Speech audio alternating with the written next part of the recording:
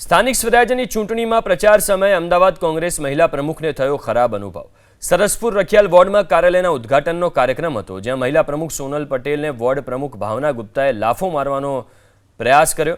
ચૂંટણીમાં ટિકિટની ફાળવણી ન થતાં પ્રમુખને લાફો મારવાનો પ્રયાસ કર્યો। કોંગ્રેસ પ્રમુખ સોનલ પટેલે ઘટના બની હોવાનો સ્વીકાર કર્યો, સાથે જ બોલ્યા કે ટિકિટની વહેંચણી કરવાનો હક મારો નથી। જે મહિલાએ હુમલો કર્યો તેને ક્યારેય પણ નથી મળ્યા। હુમલો કરનાર ભાવના ગુપ્તા પર માનહાનિનો દાવો કરવાની વાત કરી।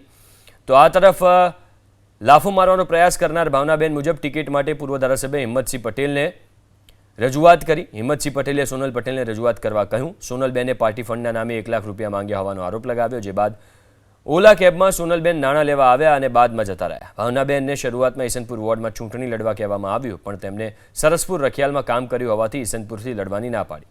વાત થયા બાદ સોનલબેને ફોન ઉપાડવાના બંધ કર્યાનો આરોપ લગાવ્યો અને અમરાઈવાડીમાં કાર્યક્રમમાં હાજર ન હતા। અમે ત્યાં પણ રજૂઆત કરવા ગયેલા હતા।